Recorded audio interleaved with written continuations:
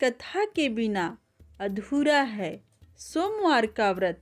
भगवान शिव पूरी करेंगे सबकी इच्छाएं। तो आइए आज हम लोग सुनते हैं सोमवार व्रत कथा।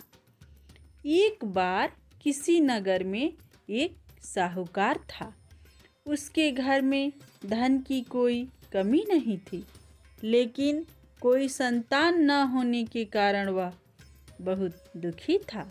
संतान प्राप्ति के लिए वह हर सोमवार को व्रत रखता था और पूरी श्रद्धा के साथ शिव मंदिर जाकर भगवान शिव और माता पार्वती की पूजा करता था। उसकी भक्ति देखकर एक दिन माँ पार्वती प्रसन्न होकर भगवान शिव से साहूकार की मनोकामना पूर्ण करने का निवेदन किया। पार्वती जी के आग्रह पर भगवान शिव ने कहा कि हे पार्वती, इस संसार में हर प्राणी को उसके कर्मों का फल मिलता है और जिसके भाग्य में जो हो उसे भोगना ही पड़ता है। लेकिन पार्वती जी ने साहूकार की भक्ति देखकर उसकी मनोकामना पूर्ण करने की इच्छा व्यक्त की। माता पार्वती के आग्रह पर शिव जी ने साहूकार को पुत्र प्राप्ति का वरदान तो दे दिया, लेकिन उन्होंने बताया कि यह बालक 12 वर्ष तक ही जीवित रहेगा।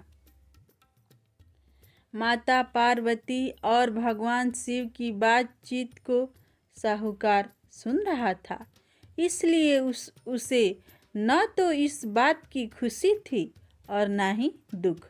वह पहले की भांति शिव जी की पूजा करता रहा। कुछ समय के बाद साहूकार की पत्नी ने एक पुत्र को जन्म दिया। जब वह बालक 11 वर्ष का हुआ तो उसे पढ़ने के लिए काशी भेज दिया गया। साहूकार ने पुत्र के मामा को बुलाकर उसे बहुत सारा धन देते हुए कहा कि तुम इस बालक को काशी विद्या प्राप्त के लिए ले जाओ। तुम लोग रास्ते में यज्ञ कराते जाना और ब्राह्मणों को भोजन दक्षिणा देते हुए जाना।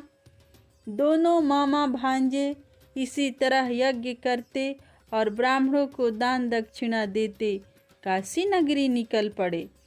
इस दौरान रात में एक नगर पड़ा जहां नगर के राजा की कन्या का विवाह था, लेकिन जिस राजकुमार से उसका विवाह होने वाला था वह एक आंख से काना था। राजकुमार के पिता ने अपने पुत्र के काना होने की बात छुपाने के लिए सोचा, क्यों ना उसने साहूकार के पुत्र को दुल्हा बनाकर राजकुमारी से विवाह करा दूं। विवाह के बाद इसको धन देकर विदा कर दूंगा और राजकुमारी को अपने नगर ले जाऊंगा। लड़के को दूल्हे के वस्त्र पहनाकर राजकुमारी से विवाह करा दिया गया। साहूकार का पुत्र ईमानदार था, उसे यह बात सही नहीं लगी, इसीलिए उसने अवसर पाकर राजकुमारी के दुपट्टे पर लिखा कि तुम्हारा विवाह तो मेरे साथ हुआ है, लेकिन जिस राजकुमार के संग तुम्हें भेजा जाएगा वह एक आंख से काना है। मैं तो काशी पढ़ने जा रहा हूँ।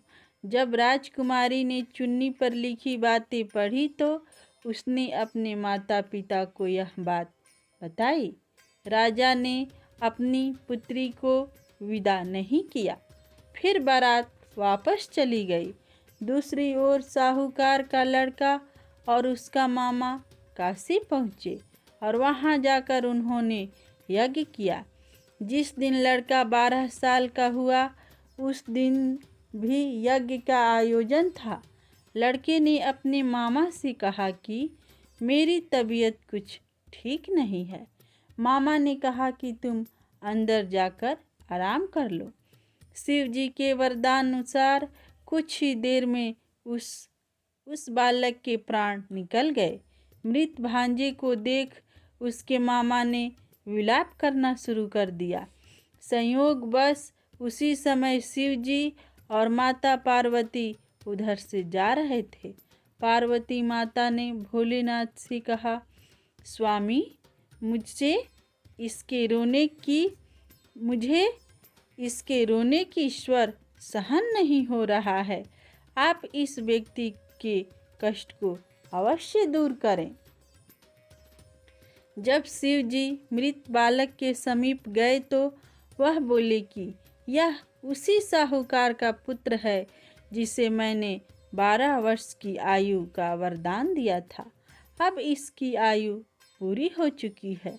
लेकिन मातृभाव से विभोर माता पार्वती ने कहा कि हे महादेव, आप इस बालक को और आयु देने की कृपा करें, अन्यथा इसके वियोग में इसके माता पिता भी तड़प तड़प कर मर जाएंगे।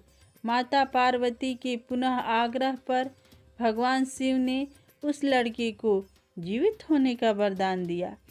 शिव जी की कृपा से वह लड़का जीवित हो गया। शिक्षा पूरी करके लड़का मामा के साथ अपने नगर की ओर वापस चल दिया। दोनों चलते हुए उसी नगर में पहुँचे जहाँ उसका विवाह हुआ था। उस नगर में भी उन्होंने यज्ञ का आयोजन किया। उस लड़के के ससुर ने उसे पहचान लिया और अपनी महल में ले जाकर उसकी खातिरदारी की और अपनी पुत्री को विदा किया। इधर साहूकार और उसकी पत्नी भूखे प्यासे रहकर बेटे की प्रतीक्षा कर रहे थे। उन्होंने प्रण कर रखा था कि यदि उन्हें अपने बेटे की मृत्यु का समाचार मिला तो वह भी प्राण त्याग देंगे। परंतु अपने बेटे को जीवित होने का समाचार पाकर वह बेहद प्रसन्न हुए। उसी रात भगवान शिव ने साहूकार के स्वप्न में आकर कहा, हे श्रेष्ठी, मैंने तेरे सोमवार के व्रत करने और व्रत कथा सुनने से प्रसन्न होकर तेरे पुत्र की लंबी आयु प्रदान की है। इसी प्रकार जो कोई सोमवार व्रत करता है या अथवा कथा सुनता और पढ़ता है, उसके सभी दुख दूर होते हैं और सभी की मनोकामनाएं पूर्ण होती है।